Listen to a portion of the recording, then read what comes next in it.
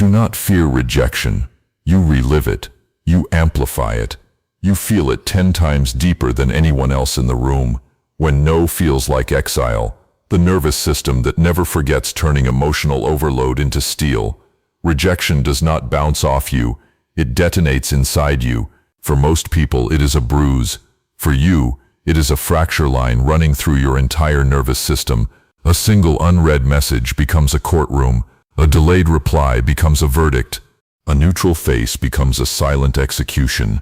And you tell yourself you are dramatic, too sensitive, too much. But here is the truth no one explained to you. Your brain does not experience rejection as a small social inconvenience. It experiences it as threat, as exile, as survival on the line. You are not weak. You are wired intensely. There was a moment. You remember it even if you pretend you do not. A classroom, fluorescent lights buzzing. You raised your hand too fast, spoke too fast, ideas colliding into each other. The room went quiet. Someone laughed. Not loud, not cruel, just enough. You felt heat rise into your face like you had been caught stealing something sacred. In that second, your body memorized the feeling. Since then, every no echoes that room. You do not just feel rejection, you time travel through it. ADHD is not only about distraction, it is about intensity, emotional amplification, a nervous system that refuses to dull the volume. When someone pulls away, your mind does not whisper, it roars. What did I do wrong? Why am I always too much? Why am I never enough? The storm builds fast. You replay conversations at 2 a.m. You dissect tone shifts. You zoom in on punctuation like it is forensic evidence. A single period instead of an exclamation mark becomes proof of abandonment. This is not insanity. This is pattern recognition turned inward. You were built to notice everything, micro-expressions, energy shifts, subtle changes in rhythm. You read rooms like battle maps. But when rejection hits, that same gift becomes a weapon pointed at your own chest. You feel it deeper because you feel everything deeper. There was another moment. A phone in your hand, screen glowing in the dark. You sent something vulnerable, honest, maybe even brave. Minutes pass, then hours. You watch the typing bubble appear, disappear, appear again, vanish like a mirage in the desert. Each disappearance feels like someone slowly closing a door in your face. By the time morning comes, you have already rejected yourself on their behalf. You tell yourself you do not care. You pretend it rolls off your back. You build humor around it. Sarcasm becomes armor. But alone, it hits different. Your chest tightens, your thoughts spiral. You feel small, exposed, disposable. And then the guilt arrives. Why am I reacting like this? Other people move on. Why can I not just be normal? Listen carefully. You are not broken. You are not lazy. You were built different. Your emotional depth is not a flaw. It is an amplifier. And amplifiers can destroy speakers if not controlled. Rejection sensitivity in ADHD is not weakness. It is a nervous system that learned early that connection equals safety, that approval equals survival, that being misunderstood equals danger. So when someone withdraws, even slightly, your brain does not see nuance, it sees loss. You were underestimated because people saw the chaos, not the current underneath. They saw unfinished projects. They saw time blindness. They saw the missed deadlines and scattered focus. They did not see the hyperfocus that can move mountains, the creativity that connects patterns others cannot even perceive, the empathy so sharp it cuts. They dismissed you, and every dismissal stacked like bricks around your chest. There was a night you walked alone, streetlights flickering, wind cutting through your jacket. You replayed a conversation where someone said you were too intense. You laughed it off in front of them. But now, in the cold, those words felt like a cracked crown slipping from your head. Too intense, as if fire should apologize for burning. You feel rejection 10 times deeper because you love 10 times deeper. You care 10 times harder. You show up with your entire nervous system online. But here is the danger. If you do not master this intensity, it masters you. You begin to avoid risks. You shrink your voice. You do not apply. You do not confess. You do not create. Because the cost of rejection feels catastrophic. So you pre-reject yourself. You sabotage before anyone else can. You ghost before you are ghosted. You detach before you are dismissed. And slowly, invisibly, you build a prison out of self-protection. This is the psychological break point. Because one day you realize something terrifying. The rejection that hurt the most was never from them. It was from you. The storm inside you is not the enemy. It is untrained power, electricity without grounding, fire without containment. You were not meant to feel less. You were meant to feel, and then transmute, but no one taught you how. They only told you to calm down, to be less sensitive, to stop overthinking. They never told you that your depth could become discipline, that your intensity could become focus, that your sensitivity could become strategy. Right now you feel everything, but soon you will learn to weaponize it, because the same nervous system that spirals can also lock in, the same mind that overthinks can outthink, the same heart that breaks can harden into something unshakable. Rejection does not have to exile you, it can initiate you, and what comes next will decide whether you remain a wounded storm or become the one who commands it. You were never afraid of rejection. You were afraid of what it confirms. That old whisper, that ancient lie, that you are too much or not enough. Never the right size for the room. Rejection does not just sting. It activates every unfinished memory stored in your nervous system. It pulls open drawers you thought were locked. There was a birthday once. Balloons, noise, other children moving in chaotic swarms. You tried to match their rhythm. You tried to slow down. You tried to sit still during the cake. Someone told you to calm down. Someone else rolled their eyes. You felt like a cracked plate placed back on the table, useful but slightly wrong. That feeling never fully left. It hid behind achievements, behind humor, behind ambition, but it waited. ADHD does not forget emotional impact. It brands it. Your mind catalogs rejection with obsessive precision, tone of voice, body language, the second someone looks away, the half-second pause before they respond. You notice everything, and because you notice everything, you feel everything. When someone distances themselves, your brain does not think, maybe they are busy. It thinks, I am about to be abandoned. Your heart races, your stomach tightens, your thoughts accelerate like a train with no brakes. This is not weakness. This is a survival system that learned early that belonging was fragile. And here is where most people misunderstand you. They see your intensity and call it insecurity. They see your reaction and call it dramatic. They do not understand that your nervous system is firing as if exile from the tribe is imminent. In ancient terms, rejection meant death. Your body still believes that. So you adapt. You become hyper-aware. You scan for micro-shifts in energy. You overperform. You overgive. You try to become indispensable so no one has a reason to leave. You answer messages fast. You show up early. You give more than you receive. But deep down, there is exhaustion, because you are constantly managing the possibility of loss. There was a job interview once. You prepared for days, notes everywhere, ideas connecting like constellations in your head. You walked in sharp, focused, alive. They nodded. They smiled. Then days passed. Silence.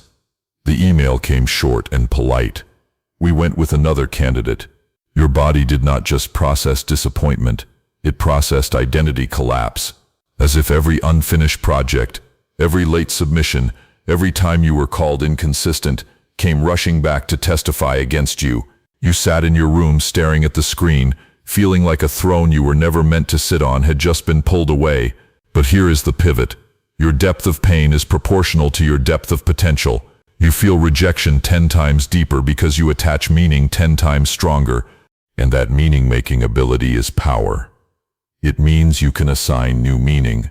This is the first transformation strategy. Separate event from identity. A no is an event. It is not a verdict on your worth. Your brain fuses them automatically. You must manually untangle them. When rejection hits, pause. Feel it fully. Do not suppress it. Let the wave rise. But then name it precisely. This person chose differently. This opportunity closed. This moment ended. It does not define me. You are not broken. You are not lazy. You were built different. Different nervous system. Different intensity. Different capacity. Second strategy. Stop chasing universal acceptance. Start selecting aligned environments. You were not designed for every room. You were designed for specific arenas. When you try to fit into spaces that require dullness, your fire feels like a threat. Of course they call you too intense. Steel feels dangerous in a room built for plastic. There was a memory of you staying quiet in a meeting, holding back ideas because the last time you spoke, someone smirked. You watched mediocrity get praised while your creativity stayed locked behind your teeth. That was self-rejection disguised as adaptation. Never again. The right rooms will not punish your depth. They will require it. Third strategy. Train your nervous system like a warrior trains his body. Your emotional spikes are fast. So build rituals that slow the descent. Breath control, physical movement, writing before reacting, delaying impulsive responses by 10 minutes. Discipline is not suppression. It is direction. Imagine your emotions as a storm over the ocean. Untamed, it wrecks ships. Harnessed, it powers turbines. Right now, rejection feels like lightning striking your chest. But lightning can be redirected. Every time you survive rejection without collapsing your identity, you build psychological scar tissue. Stronger, thicker, less penetrable. You start to notice something. The pain still comes, but it does not own you. There was a night you almost sent a desperate message, almost asked for reassurance. Your fingers hovered over the screen. Instead, you put the phone down. You sat with the discomfort. It burned. It itched. It screamed for action. You survived it. That was the first crack in the old pattern. You do not need everyone. You need alignment. You do not need universal approval. You need self-command. Rejection is no longer an execution. It is information. It tells you where you do not belong. It filters noise. It sharpens direction. And slowly something shifts. Instead of fearing rejection, you begin to test for it. You speak truth earlier. You show your intensity unapologetically. You let the wrong people leave faster, because you realize something powerful. If someone rejects the real you, they just saved you years of performing. The storm inside you is no longer chaos. It is becoming controlled pressure, and pressure, when focused, cuts through stone. You felt rejection 10 times deeper. Now you are about to build strength 10 times stronger. But strength requires one final shift. You must stop trying to be chosen and start choosing yourself. You spent years waiting to be selected. Selected for love, selected for opportunity, selected for validation, as if your name needed to be called before you could exist fully. That is the final illusion rejection built inside you. Because every time someone did not choose you, you felt erased, smaller, faded at the edges, like a king forced to hand over his crown because the crowd did not clap loud enough. But here is what changes everything. You were never meant to be chosen. You were meant to choose. There was a moment you almost forgot. You were younger, sitting alone after being left out. The sky was turning dark blue. You remember staring at your reflection in a window, lights flickering behind you. For a second you saw something in your own eyes. Not weakness, not shame. Fire. It scared you, because fire means responsibility. It means if you burn by decision. Rejection trained you to look outward for approval, to monitor reactions, to shape-shift subtly, to adjust tone, energy, personality. You became a chameleon in rooms that did not deserve your color. But chameleons survive. Kings command. Your ADHD mind is not built for passive existence. It is built for intensity.